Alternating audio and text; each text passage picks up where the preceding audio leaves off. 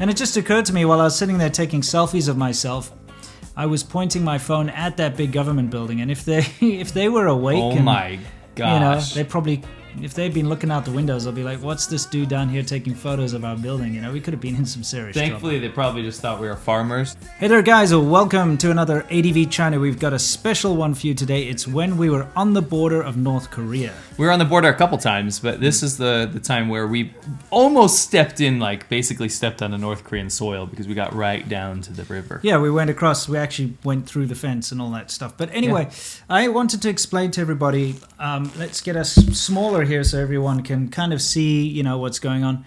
We were on the border of North Korea and China, of course. But now, in order to get down to the actual border town, the place that we were supposed to go, it was risky, okay? Because what happens is when you go and stay in any hotel in China, you'll see we're actually currently riding through a tunnel here. I'm going to pause it here so I can just kind of like set this up. When you stay in any town or city, any hotel in China, you must register. So what happens is they copy your passport, okay? They let the local police know that foreigners are staying there. It's law. They have to do that, right? And so the police know exactly where you are. Now, the last thing we wanted to do is go and try and stay on the border because we knew we'd pick up trouble. So I was doing the logistics for our travel in this particular area. And what I decided and we discussed and we finally all settled on was to do the following. We would stay in a city called Baishan, right? Which is quite far away. In fact, how far away is it? Probably like 40, 50 Ks. It's not that far. Okay, well, 40, 50 Ks. Yeah. But it takes what? It takes quite a while. Yeah, a couple hours. A couple hours riding a bike to get there.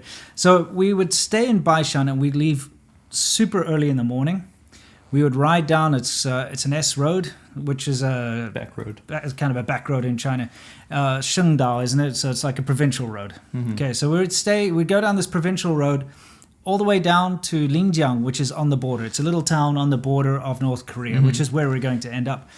So we'd go all the way down there, quickly get in there, film whatever we could, and then get the hell out before the authorities noticed that we were there. So speaking with people in preparation, Winston and I were doing the research to figure out where to go. We were told certain border areas to avoid and then which ones were safe. And this one wasn't necessarily considered safe, but it was considered a good view into North Korea. So you can go to like places that were safe, like Dandong, you've heard of. Yeah, we would never want to go to the main tourist places anyway because we wanted to show everyone something different. But I spoke to actual North Korean Chinese people.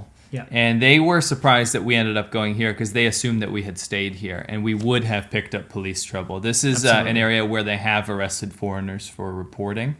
And so we wanted to see into North Korea because it's right there. It's not like some far stretch away. It's right, you're right on it. Yeah. Right. And there's holes. There's actually like holes basically into North Korea. Yeah, there's a river. Yeah, but you could walk across it half the year. Yeah, exactly. It's not a massive barrier. Yeah. Anyway, so let's get into it. So where we're picking up here, guys, is you can see us. We are now almost about to enter this Linjiang town. Yeah. So this is a big tunnel going through a mountain, obviously, on the way down. That's right. So we were, there's a lot of anticipation. We didn't know what to expect, really. We were worried about, are we going to get detained, arrested? Are there going to be checkpoints? We had no idea. I mean, we keep in mind, we had been speaking to some people that had been or currently in police detention, by the way, just for dealing in the area. Yeah. So this is definitely a highly contentious place. Now, you guys might think, hey, North Korea and China are allies. Well, it's kind of a dicey situation because China's not really allowed to be allies with North Korea, but they want them basically as a buffer state between American-occupied South Korea and China. I mean, let's be honest, it is really their friend. Yeah, for sure. But my point is, like, for the WTO and the way the UN operates, they're not really allowed to be friends on paper. Sure, they're supposed to have sanctions. Yeah. They're not supposed to be dealing with them. But it's not like that. No, they do deal with them, and we spoke to tons of, when I say tons, we spoke to more than one, okay? I could say a handful, probably like about a dozen actual North Koreans that are working in China, which they're not supposed to be because of these sanctions, but they are. They allow them to come over and do sex work, work in restaurants, whichever kind of field they really want them to do. And it shows you, like, you think, oh, North Korea has full lockdown on their citizens. They do, but they also let their citizens go make foreign currency. Yes, for the they regime. allow them, and they have minders that go and work with them in the restaurants, for instance. Yeah. There is a North Korean They literally, minder. they're stationed there. Yeah. And then they make sure that the girls don't talk to anyone on the phone, don't go outside their room. Yeah. They can't do anything. Yep. So anyway, it was freezing. Oh by man, the way. you have no idea. And we Holy left crap. so early in the morning. Up in northern China. It looks so nice and vibrant. Okay, we got a big sign over here, which basically just says what, like Welcome to welcome Linjiang. to Linjiang. There you can see the characters for Linjiang up there. Yeah. And what the license plate you're going to notice here is G, which is GF, which is the Baishan license plate of Jilin province. Okay. And Gotcha. yeah, this is kind of the typical tourist signs that you'll see, because you will get mainland tourists that are going to be coming here to see North Korea. Yeah, obviously. Yeah. A huge percentage, and this is crazy, but a huge percentage of Chinese citizens will never go abroad. And if they do, a lot of them go to North Korea. Sure. Isn't that interesting? Yeah. Like, that's their only experience abroad for a lot of these people. Yeah. So, yeah. Anyway, You can see we parked here. We're just trying to figure out. Now, you see, there were some signs up ahead, and we were a little concerned that there might be some sort of big, I don't know, like a police checkpoint or something. So, you can see here we're just discussing what to do. We were playing this by ear. Yeah. We're just putting the feelers out and trying to figure out what we could do. You have to understand, it was incredibly hairy. We had no idea what to expect. Oh, what have we got here? We got some kind of a... Zoom in there. That says, 强化火星仪式，着眼火星仪式，推进两学一做，学习教育常态化、制度化。Wow. Okay. It's talk about slogans. I don't understand what it is. They always have like the 4 this and the 10 this and the... okay, I guess it says strengthen 4 consciousnesses. The 4 consciousnesses, and focus on the 4 consciousnesses. Whatever that is. The That's 4 just a slogan, consciousnesses. I guess it's like that's just a slogan, right? Yeah. It could be local as well. Promote 2 studies and one doing. Doing. Okay. All right. So and something about normalizing and institutionalizing education, something along those lines. It's pretty obscure. Often when you read these signs, you don't really know what they're talking about, because it's just something that everyone's been taught in school. Yeah, like we wouldn't be literate in the 4 consciousnesses. I don't know what the 4 consciousnesses are. We could look it up. What is this? The Enlightenment plane? Someone out there look up the 4 consciousnesses. We translated the sign for you. Figure it out. I have a feeling it has something to do with you must be loyal to the party. Something you must like be that, yeah. loyal to the party, and must be loyal to the party. And when you think about the party, you got to be loyal to.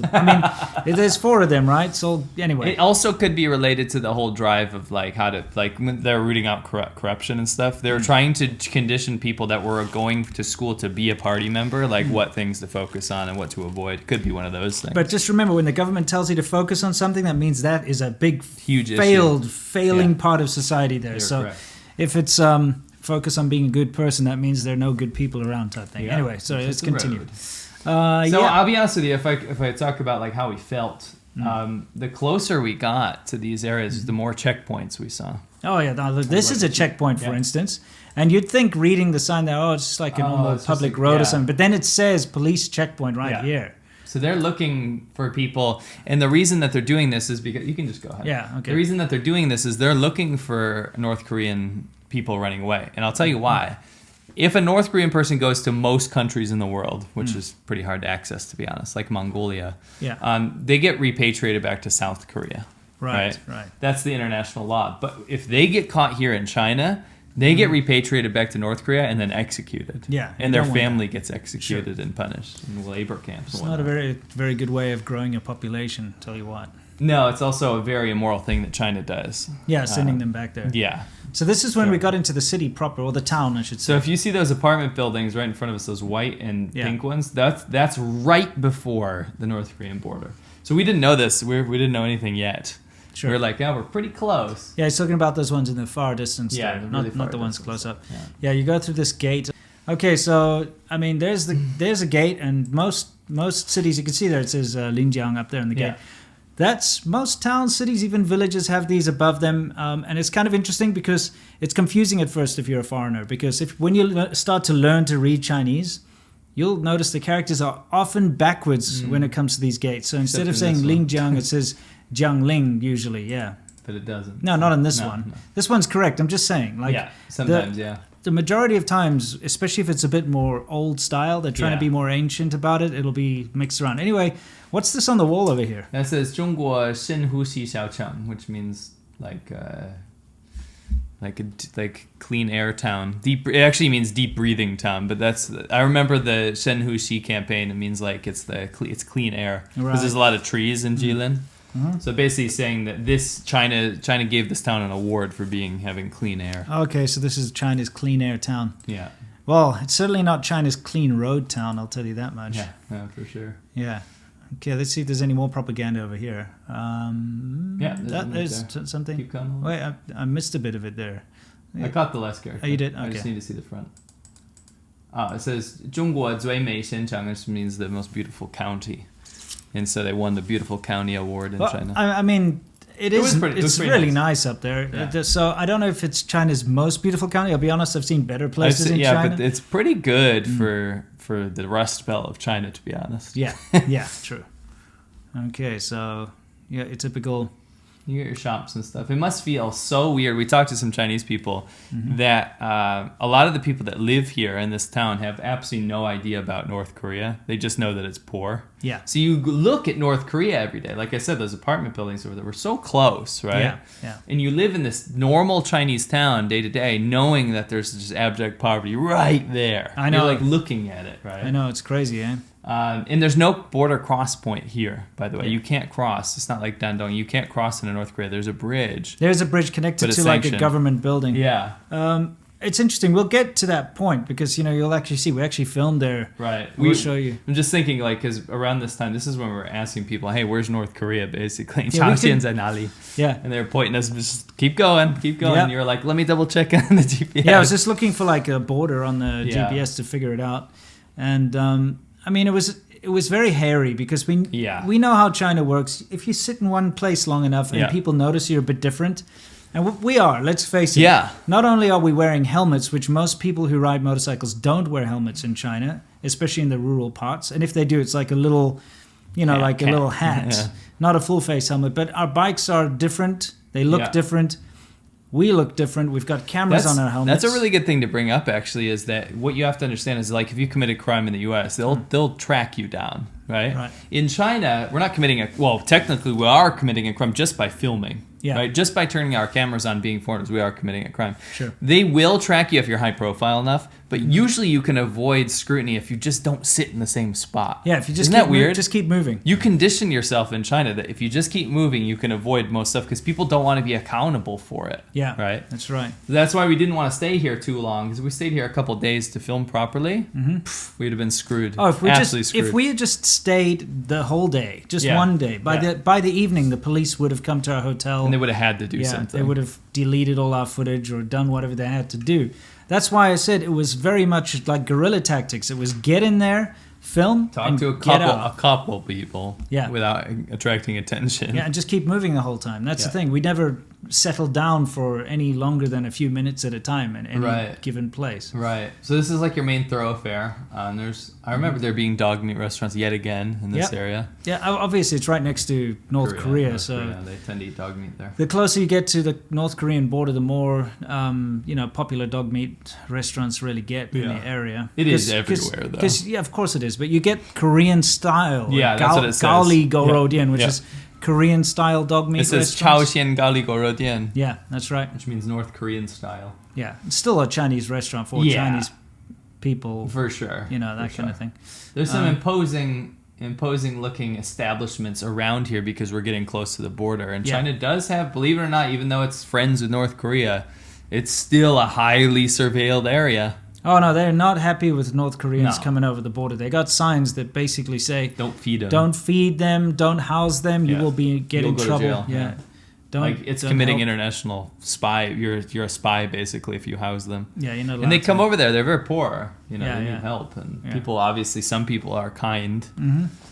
Yeah, so I think we've got a government building up ahead there. Oh, we do. Yeah, there's some propaganda signs on the right and left, but I can't read them. They're too low res. Yeah, unfortunately, we were just muscling through here. Yeah, I mean we were nervous. We can't pretend. What, oh yeah, that's that right there. I can see that. That says Linjiang Shi Gong'an Bianfang Da Dui, which means like it's like the it's the border police brigade. Yeah, but that's like that's military though. It's Yeah. not just police. Yeah. That's in charge of watching the border. Now, what I learned from the Vietnamese border guards is that there is a shit ton of illegal trafficking, human, drugs, all that kind of stuff. Where do you think all the meth trade comes from North Korea through? Sure. Does it just go into the ocean? No. It comes through China. Sure. So they're involved in a lot of this kind of stuff. Right, makes sense. So anyway, we're getting closer. You can see those hills in the background. That's North Korea, yeah. And the interesting thing is Jilin province is full of trees, right? Yeah, it's pretty beautiful because of that. But when you look into North Korea, you'll see shortly, we'll show you, I filmed with my Handycam. Yeah. You'll see there are almost no trees because they've crazy. used them all. They've cut them all down and they've used them for burning wood and, they've got those wood burning cars, Yeah, isn't that wild? Yeah, they've converted them and they, eat bark and stuff, so they need it for food. So this is where Winston, he turned to me and he goes, dude, this right to the left down here, according to the map, is North Korea. And we were like, we couldn't see it yet. Yeah. So we had a bit of a celebration because we finally made it. We could finally tell. That's North Korea. That's right North there. Korea right there, It's kind of crazy. It is kind of crazy. Yeah. So we headed across the bridge, and this is where we had no planning. Yeah. I remember back there we spoke to a guy who basically his job is he watches North Korea and he tells when they have electricity and when they don't. Yeah. And he told us that this area of North Korea, other than Pyongyang, would be considered a rich part of North Korea because it's on the border with China. There's enough black market trade to keep an economy going. Yeah. But still very, very poor. He said they rarely have lights on. Or cars. Or cars. He says he'll see every couple of months a car driving there. But it's a government. Yeah, it's always a government car. So you have a lot of government buildings up here to surveil. North Korea absolutely. well. You'll see quite an imposing one. Yeah. And for some reason, that's where I decided we're going to pull over. And you decided to pull over where there's a hole in the fence. And go down through the hole, yeah. We went into the riverbed. I mean, that's the thing. When you're in this kind of situation like we were, it's all or nothing. You just don't know what's going to happen. We just have to quickly do what we can. So I was constantly looking for a way to the left here to see if there was a way we could get down to get a closer look. Yeah. That's a little off the beaten path. Oh, yeah. It's coming up here. This was a foolish idea. It was, yeah. Not in the end, it wasn't. See, there's that bridge. Yeah. So that's, this one's got cut off by sanctions. Yeah, that bridge links North Korea to China. Mm-hmm. And you'll see, we saw a bunch of Chinese trucks on the other side. Just lined up. Usually bring, goods over. So this is a massive government building, by the way. And I'm like, hey, looks like there's a way down there. I'm just going to go down there. Seemed looks like, what are you doing type thing, right? Yeah. I mean, I loved it. I thought it was my heart was pounding. Yeah. Because it was do or die, right? Like we went here to see North Korea. We already got a couple interviews to learn about the area. Yeah. All we needed to do was get some footage of North Korea now at this point. So, that was our goal. I was already down there. I think I'd already gone. Did I already go down there or did I can't remember now. I believe I followed you, yeah. Yeah, so let's see. So like right here. Yeah, the big government building that the bridge is connected to is right there. It's right there. Yeah, so I'm like, hey, it looks like we can go down there. Maybe we should go. See, there's a hole in the wall. Yeah, you can see You're not supposed to go down there. No, it's pretty sure you're not supposed to be going down here. But I'm just like, let's see how close we can get to North Korea. So keep in mind, half the year this river is frozen solid.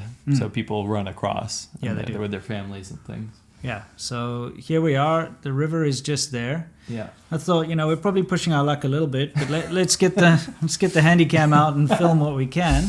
Yeah. Yeah, it was wild. I mean, keep in mind, just shortly after this, one of the Michaels was arrested here. Right? Yeah. Very close to here.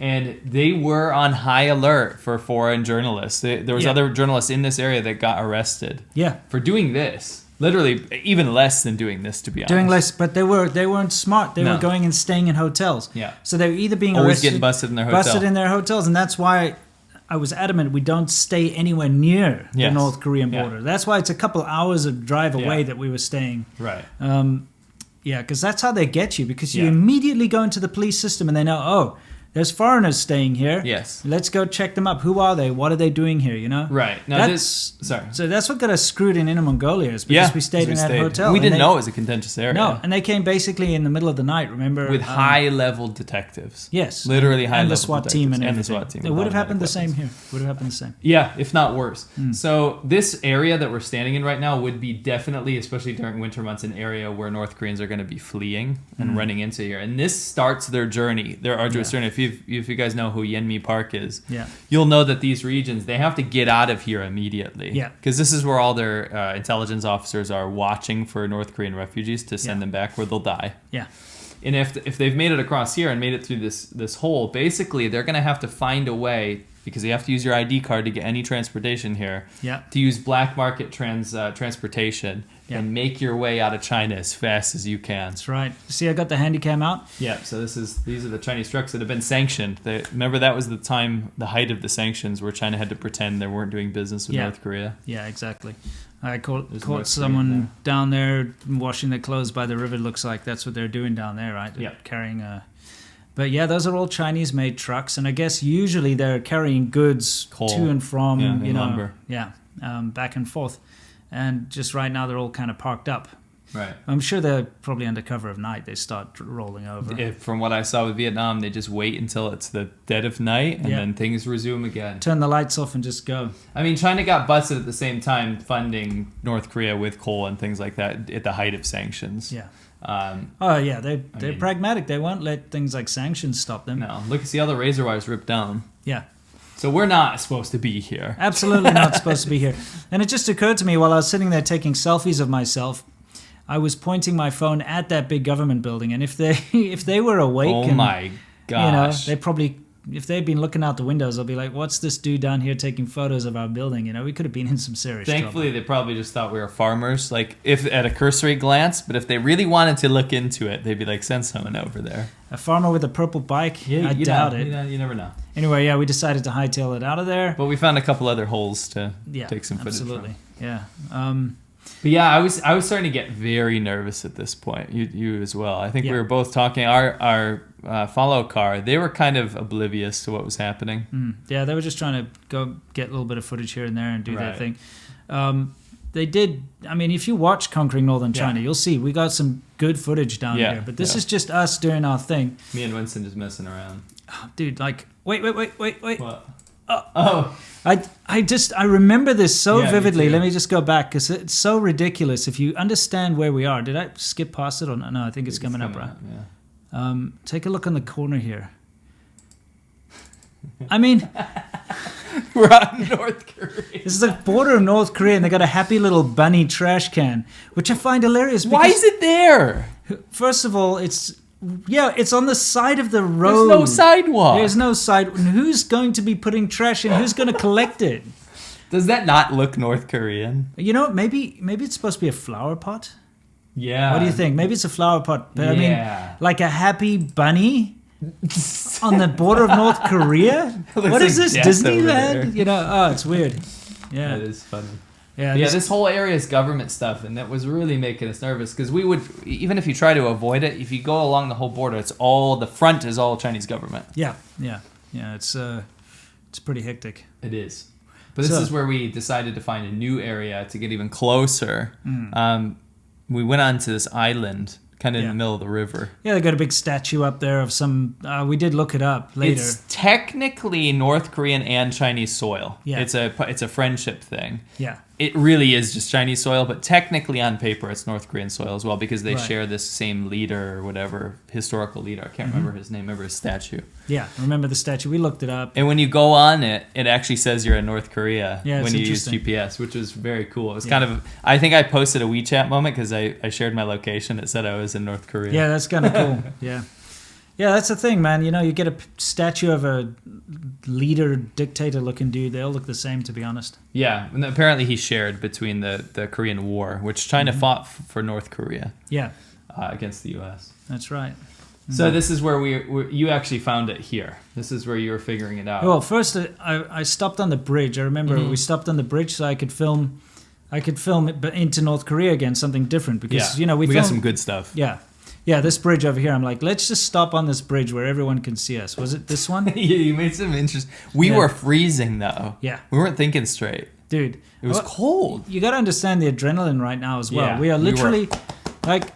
This is the most dangerous thing we could be doing as foreigners in China on the border of North Korea, filming during stuff. the height of sanctions, where journalists are getting arrested for doing this. Journalists had been arrested like a week or so before. And we got all these warnings from people. And big journalists from the BBC and stuff had been tailed and deported and all that kind of stuff, right? But I'm just like, yeah, whatever, who cares? Let's do it. We look like rogues. Yeah. Keep in mind, they got deported because they had a journalist license. Yeah. We don't. We don't. No, we were just there. I was on a spousal visa at the time, I think. Yeah. I was on a normal work visa. Like a work visa, yeah. So there's a Potemkin village, basically. Yeah. So we were told by the Chinese people here that watch this. This is set up so that Chinese people think that North Korea is doing okay. And apparently, there's no power in that city or that town. No, as you'll see. So yeah, here you can see again if this is supposed to show how great North Korea is, you'd think they'd give it a lick of paint. Yeah, but this is already considered good. I know. I mean, the windows look like they're not even windows in there, basically.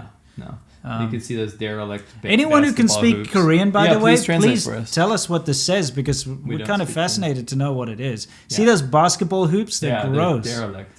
Yeah. Nobody's using those. It's like, look, we have basketball. Oxen. Mm-hmm. And people basically doing all their work right on the source of the river. But as you can see, it's stripped bare. You see that? Yeah. All along the Chinese side, believe it or not, as bad as China is at this, they have trees. This is complete. That's like threadbare countryside. Yeah, it is. There's nothing there. Those basketball hoops, by the way, are just so depressing to me. I don't know why. Well, because they're made for show. Yeah, no one's ever played basketball there. No. Doesn't even look like there's a court. There isn't a court. They just put basketball hoops facing the Chinese side as well. Why do you think they did that? It's very clear. I mean, even the Chinese people who have to maybe they're hoping that China tries to throw balls in there or something and send them some rubber, Yeah. I don't know. The Chinese people we talked about, as much propaganda as they have to consume, it's nowhere near North Korea. So they look over to North Korea and feel bad. And we look to China and we kind of feel bad. Take a look at this. I don't know what this is. This had people in it. Yeah. It's like... So there were military installations here as well. There were guard towers. Oh, yeah. We came across some of those later. We've got it in here. The guy that we talked to, he said the explicit reason of those is not to watch out for China spying on them.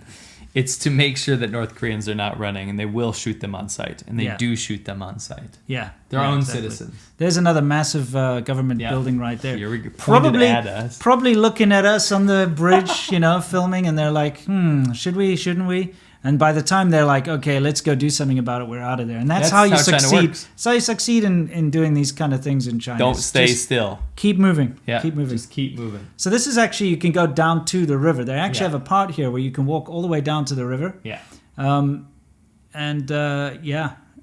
It's kind of interesting because it's kind of like a tourist place over here for local Chinese people. Yeah, so there are people taking wedding photos and stuff. And the reason they do it is because even though it's North Korea and they think it's kind of shitty, they still think it's exotic. They're like, oh, look, it's 国外，我们去国外拍照片. I went to abroad to take my wedding photos. Can I just say the zoom on this Handycam is super awesome. It's the best zoom I've ever seen. Yeah, the footage camera with our pro cameras didn't come near it. No, you can't even get close. No. I mean, look at that. That's probably like a school. You could. Yeah, if you can read Korean. If you guys can please, someone in the comments, please translate these for us. It almost looks like they're Chinese characters mixed. It is Chinese characters mixed in there.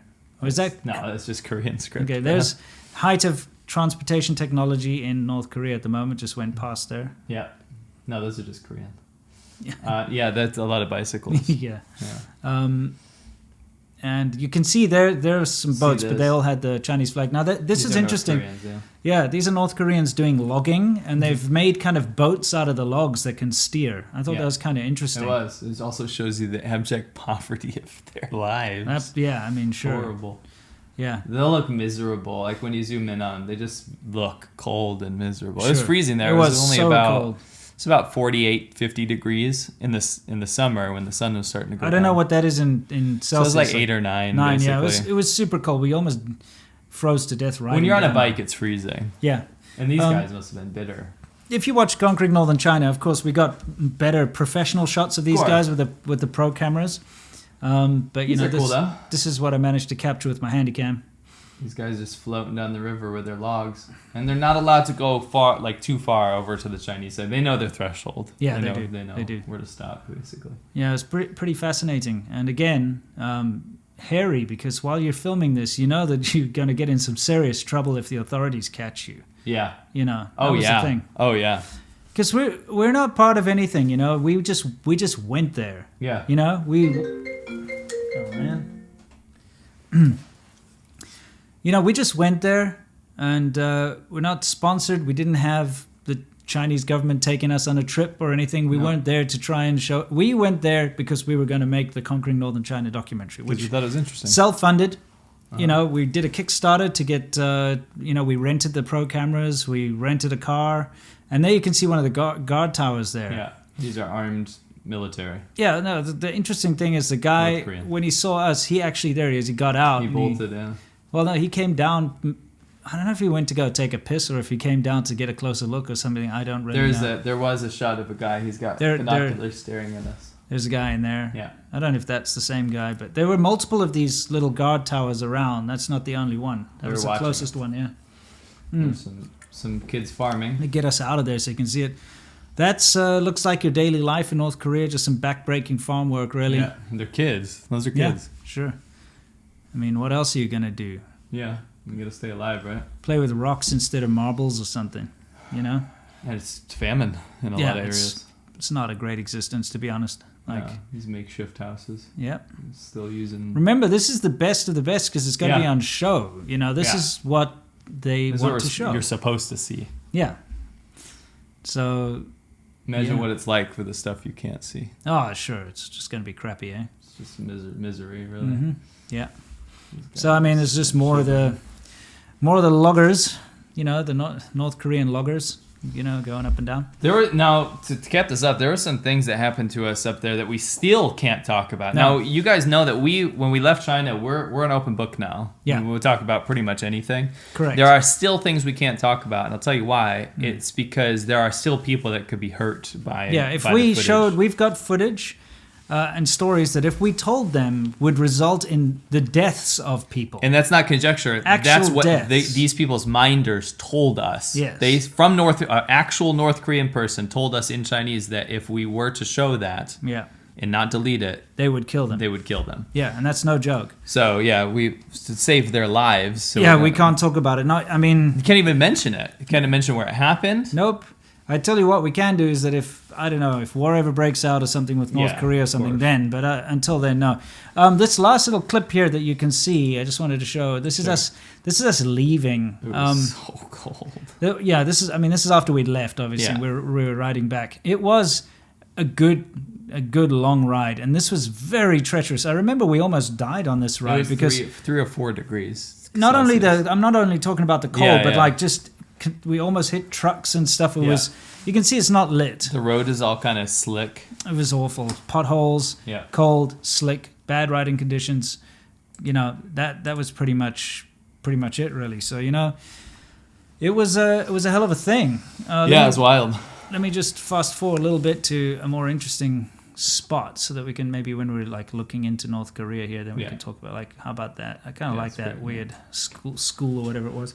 You know, guys, this was, for me, the most hairy part of the journey until, of course, we got raided by the SWAT team. Yeah, that was 10 times worse. that was... But that's the thing is I was expecting that to happen here. Me too. And I prepared for it. Yeah. And that's why we had those hard drives. And what we were doing is we would send them off. We'd put them in the mail and send them to Beijing. Like every day. We'd fill up a hard drive of everything we'd filmed and we'd ship it away.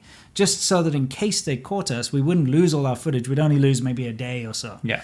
Right, and I was expecting this, and we were going through all these like crazy ways to make sure that we would keep our footage, number one, and avoid getting arrested. And so I really wish we'd kind of used these same tactics in Inner Mongolia. I agree, and I want to cap this off by saying it's much worse now. Yeah. So under the current leadership, like it's way worse than when we were filming this. Sure. And if you see footage coming out of China, it's not going to be away from a tour group or a government-sponsored propaganda piece anymore. This is not to say people can't legitimately travel around China now, but you could never do what we're doing right now. Unless you had minders that tell you exactly where to go, who you can talk to, what you can see. It's become more like North Korea now. Yeah, you would see something like a CGTN trip where they'd be like, Mei Li Zhongguo, like beautiful China or something, and it's like, we are such good friends with North Korea, we share a border, and then it'd be like some minorities dancing in traditional clothing, that's what you'd see. You wouldn't see stuff like you. There's a reason that when you guys watch YouTube now, if you see current stuff out of China, you don't see the stuff that we used to make because it doesn't exist anymore. It truly doesn't exist anymore. You cannot be anything other than extremely positive about China and in 100% support of the Chinese government if you're making videos within China right and now. have a sanitized image that you show. But anyway, hope you guys found that interesting. So we got tons of stuff like this, by the way. A whole lot more coming your way. Hope you enjoyed your trip along with us to the North Korean border. And we made it out okay. And we told the story. We got plenty more. Yes. Until next time, you know the drill. As always, stay awesome.